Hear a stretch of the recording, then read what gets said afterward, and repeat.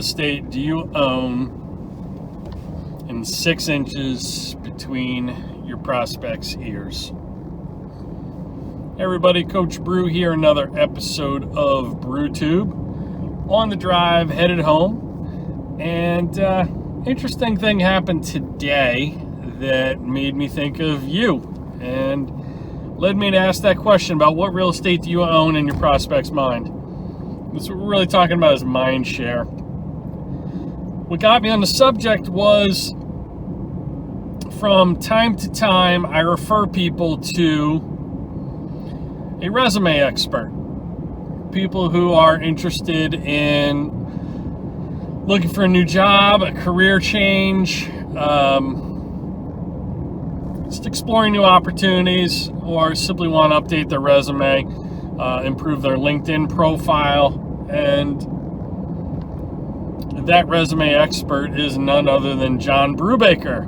Not me, a different John Brubaker. I think his company name is like Pro Resume Plus, and he's based out of Connecticut. But his name is John Brubaker. How did I learn about John Brubaker? By Googling John Brubaker.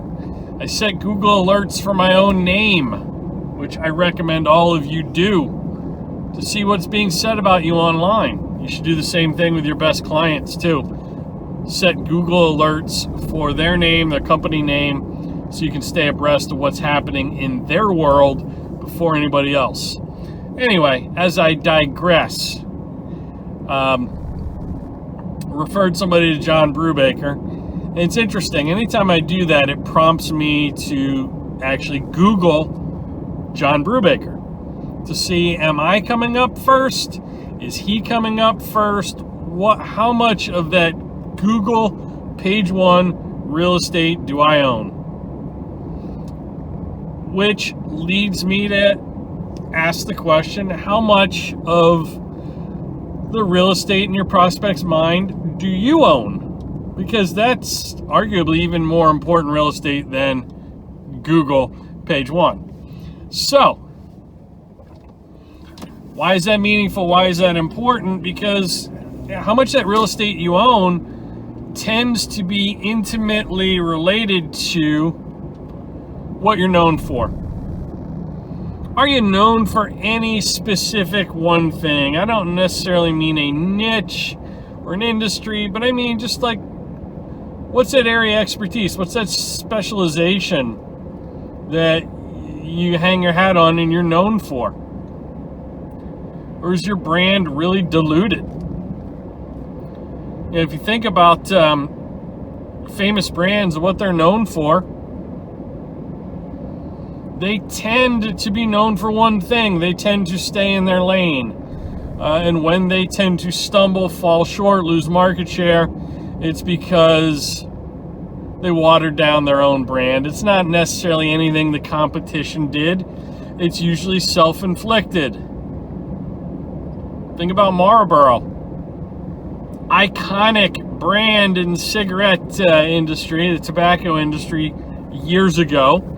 Marlboro is known for the Marlboro Man, Marlboro Reds. That's what they hung their hat on. That's what they had mind share with.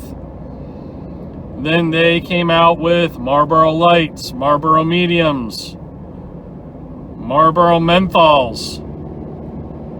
And they started losing market share to some upstart brands, some competitors that they previously had a stranglehold on that market. But they diluted their brand, they tried to become known for a bunch of different things, and they lost mind share when it came to space they previously dominated. And you see that happen all the time. You know, what happened with Coca-Cola? You know, the real McCoy, the original. They invented cola. And then they decided they needed to mess with success. They outthought the room. They were worried that Pepsi was creeping in on their market share. So they said, we got to do something new. We got to do something different. They came out with, New Coke back in the 80s. The worst decision, the worst strategy they could have possibly executed. The market revolted. Everyone hated New Coke. Coke had to go back to Coca-Cola Classic, their iconic brand, the one thing they were known for. Sure, they have other sodas, but nothing is more iconic in that industry than the real McCoy. So those are a couple cautionary tales. Are you staying in your lane? Are you making sure you are known for one specific thing in your prospect's mind? Can you do other things? Absolutely. But is it important to be known for one thing? Yeah, it's beyond important. It's essential that you are known for one thing. Otherwise,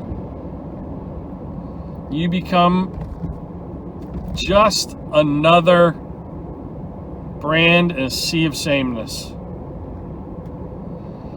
And you can look no further than McDonald's. What's happening today with McDonald's? They've branched out their menu so much, they've gotten away from their core offerings. Now they're offering spicy McNuggets.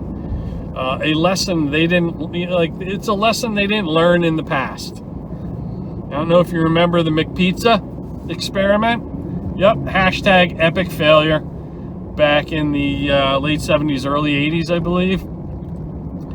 But spicy McNuggets is McDonald's iconic hamburger brand. McDonald's really threatened by Popeye's spicy chicken? When I think of McDonald's, I don't think of chicken, I don't think of McNuggets, I think of burgers. I think of the people that invented fast food. I think of burgers and fries, I think of Happy Meals and kids. And if you're listening or watching this, I bet you think of the exact same thing. Because that's that one thing that McDonald's is known for. So I'd encourage you to act on those cautionary tales, heed them, and make sure you are known for one thing in your prospect's mind.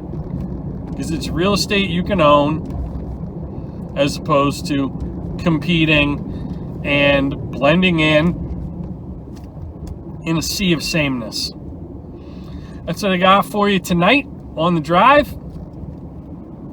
If you haven't already done so, please subscribe to Coach BrewTube. Click the subscribe button. When you do that, you can also click the little bell that will give you notifications each time a new video drops. Feel free to leave a comment, feedback, the little thumbs up if you like this.